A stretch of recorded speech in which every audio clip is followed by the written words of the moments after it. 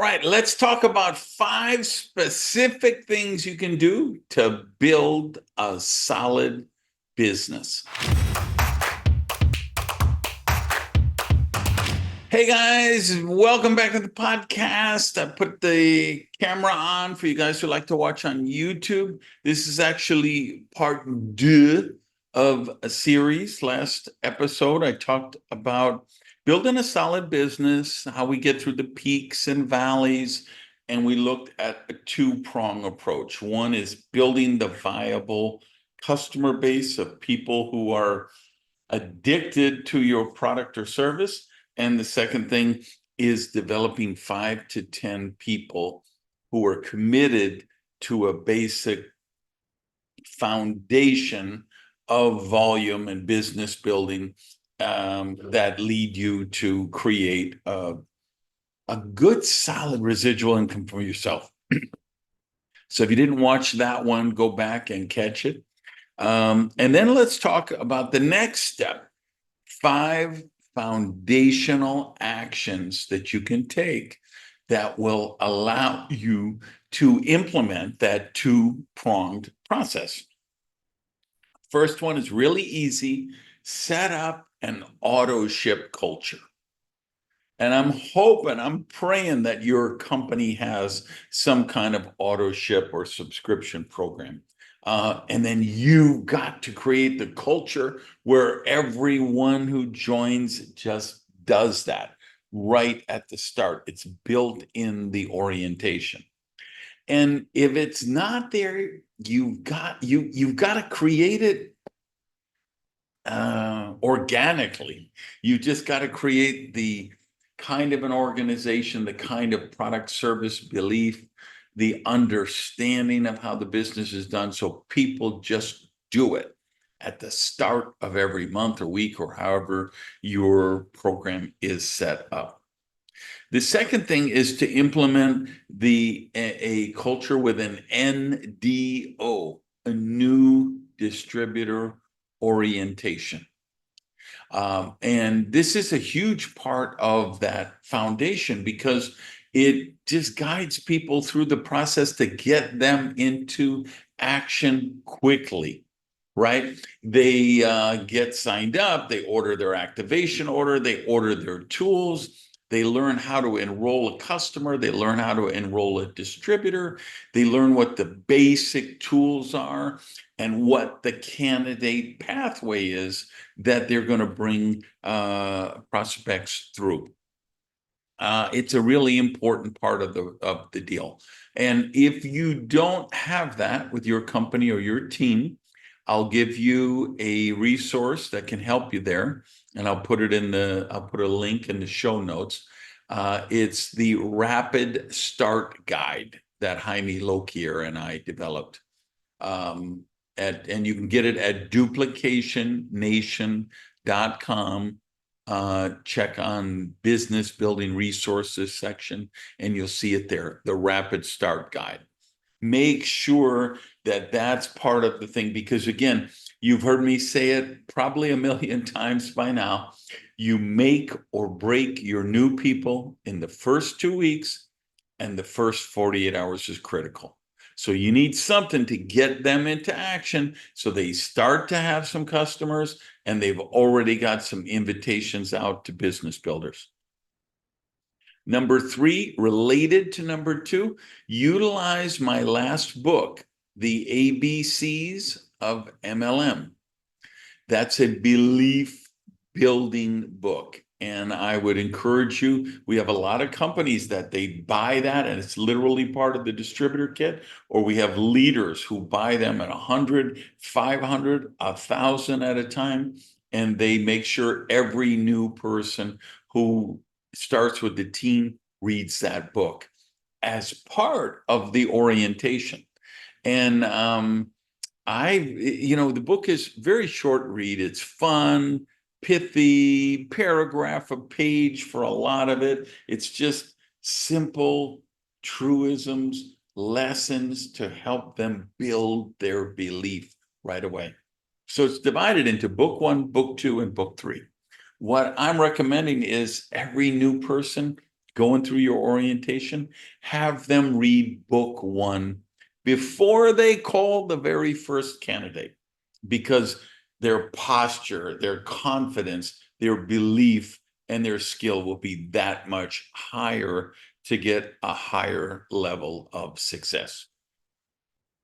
The fourth action is to manage your calendar efficiently.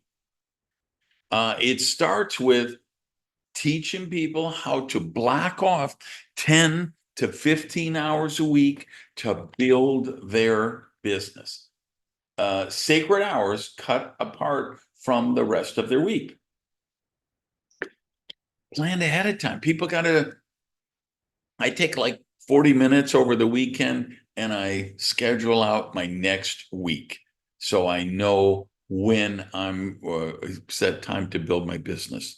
Also make sure there's a block of time in there just for inviting, because that should be a continuous thing. So you always have a steady stream of people coming through your candidate pathway. If you follow my work for a long time, you know I'm a big believer in leadership academies.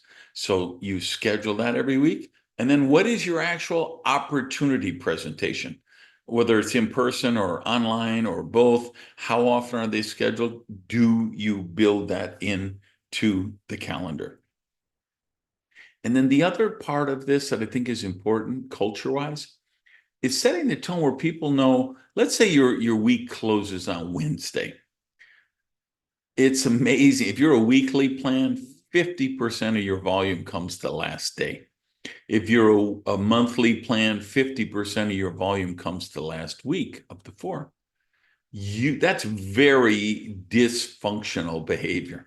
And it really lowers volume and it prevents rank advancements. So you got to create the culture where if your week closes on Wednesday, Thursday is the busiest day of the week, that everybody kicks off the new week strong with a lot of invitations, a lot of presentations, a lot of follow-up, and creates mojo that carries through that pay period.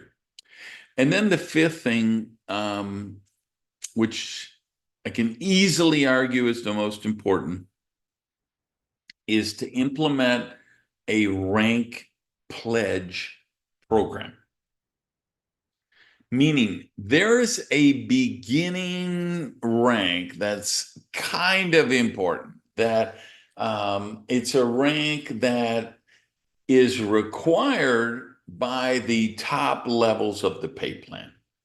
So meaning it's like the benchmark rank. So if the comp plan is set up so that the top ranks are diamond and double diamond and triple diamond, they're based on, let's call them directors. And it's to be a diamond, you need 5 directors. And to be a double diamond, you need 8 directors. And to be a triple diamond, you need 12 or whatever the number is. What is that rank that the bigger ranks are based on? And that's what you've got to get people working toward. That's what you've got to get people committed to, so that they will use this two-pronged approach we talked about last time, and they build enough customer base, and they've got some serious people who are working 10, 12, 14 hours a week, but that's producing enough volume so you're always qualified at that benchmark rank. And then what I want you to do is to take a pledge. I want you to contact your sponsor and let them know, hey, let's say it's director. Hey, Jeremy, I want to let you know I have taken the director's pledge. You don't ever have to worry about me. Every time we close out the pay period and you need a certain number of directors, just know that my line is never going to be one you worry about. When you step up and you publicly make that commitment to your sponsor, and then you really honor it, I can't even begin to tell you how much respect and help and support and enthusiasm you will see from your sponsor and the entire sponsorship line. And then you replicate the same thing with your people. And that's how you build your director business, because you have other people who are committed to building director lines.